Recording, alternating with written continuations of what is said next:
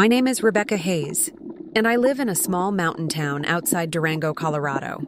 I'm 32 years old, married to a man named Jason for almost 6 years now. And up until 3 months ago, I thought I understood exactly what my life looked like. I found out how wrong I was on a Tuesday night, standing in my own hallway, holding a laundry basket, completely invisible to the two people whispering in my kitchen. My sister-in-law, Danielle, Jason's younger sister, had been staying with us for almost 2 months. Her divorce had gotten messy. She said she needed a place to land, and family helps family. That's what I told myself every single day I made her coffee. Every night I set an extra plate at dinner. I didn't hear the beginning of the conversation. I only caught the end of it, because I'd stopped moving the second I heard my own name. "She's finally gone," Danielle whispered. "Now he's mine." I stood frozen in that hallway, the laundry basket digging into my hip, my heart slamming so hard I was sure they'd hear it. "Gone." She said gone. Like I was already erased. Like something had already been decided about my life without me in the room. Jason didn't say anything back. Not one word. And somehow that silence scared me more than anything she could have said. I didn't walk into that kitchen. I didn't confront them. I backed away slowly, set the basket down without a sound, and stood in the dark of my own living room shaking. Because in that moment, I understood something with terrifying clarity, whatever Danielle was planning. It hadn't started that night, and I had absolutely no idea how long it had already been happening right under my roof. I didn't sleep that night. I lay next to Jason, staring at the ceiling, replaying that one sentence over and over. "She's finally gone. Now he's mine." Gone where? Gone how? I hadn't gone anywhere. I was right there, 3 feet away, breathing the same air as the man who apparently hadn't bothered to correct his own sister. By morning, I told myself I'd misheard. Maybe it was about something else. Some inside joke, some old family thing I didn't understand. I wanted so badly to believe that, because the alternative meant looking at my marriage and not recognizing it anymore. So I started paying attention. Really paying attention. I noticed Danielle had stopped job hunting weeks ago, even though she swore she was still looking. I noticed she knew things about Jason's schedule before I did, his work trip to Denver, his dentist appointment, even the surprise dinner reservation he'd made for our anniversary that he hadn't told me about yet.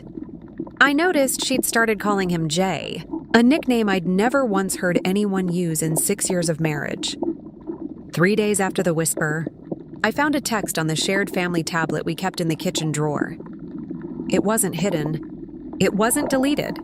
Just sitting there, like she never imagined anyone else would look. "I can't keep pretending around her much longer. Just tell me when." Sent to Jason. Read according to the little gray check mark. No reply visible, but that didn't mean nothing had been said back. I set the tablet down exactly where I found it. My hands weren't even shaking anymore. Something colder had taken over. A strange, focused calm I didn't recognize in myself. If they thought I was gone already, I decided right then I'd let them keep thinking that. For now, I started keeping a small notebook in my car, the kind no one would ever think to look through. Dates, times, small, things that didn't mean much alone, but together were starting to paint a picture I couldn't unsee. The following Saturday, Jason told me he had a work thing in Durango, an early breakfast meeting with clients. I nodded, kissed him goodbye like nothing was wrong, and watched his truck pull out of the driveway at 6:40 in the morning. Danielle left the house 20 minutes later, telling me she was heading to a yoga class. Our house was 15 minutes from downtown. There was no yoga studio open before 7. I didn't follow them, not yet. I wasn't ready for that, and honestly, some small part of me was still terrified of what I'd find.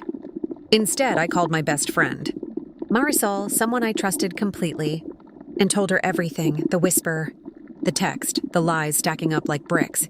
She went quiet for a moment, then said the words I needed and dreaded at the same time. "Rebecca, you need proof. Real proof. Because if you go in accusing them with nothing, they'll twist it, and you'll be the one who looks crazy." She was right. And I already had a plan starting to form. Marisol had a cabin about 10 minutes from that same downtown breakfast spot.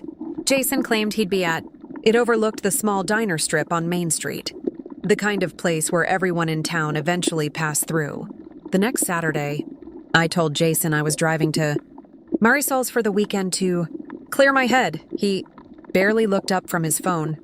When he said okay, that alone told me something. I parked 2 blocks away and walked.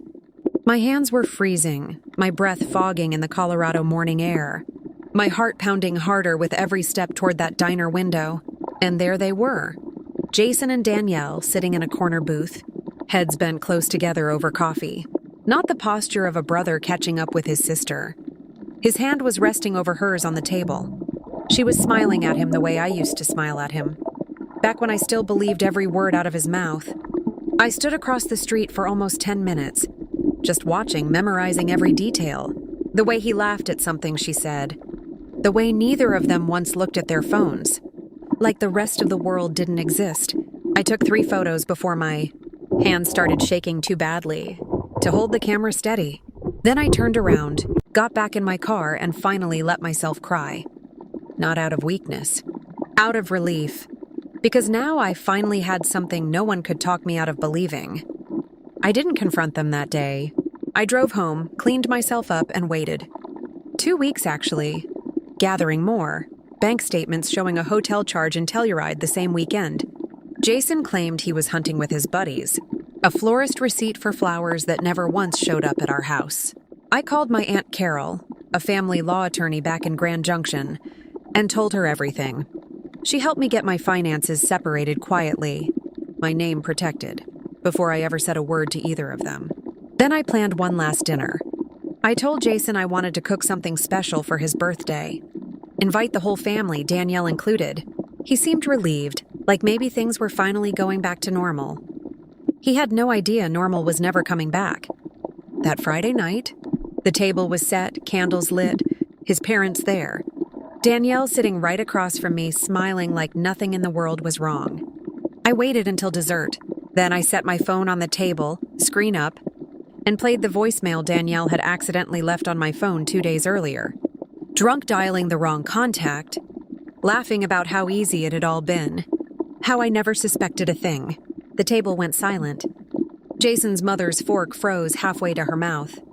Danielle's face went white as the tablecloth. I looked at Jason and said, "You don't have to explain anything. I already know everything. I just wanted everyone else to hear it too." I filed for divorce the following Monday. Jason moved out within the month. Danielle wasn't welcome at another family dinner again. It's been almost a year now. I kept the house, rebuilt my life piece by piece, and learned something I'll never forget. Silence isn't weakness. Sometimes it's the loudest kind of strength there is.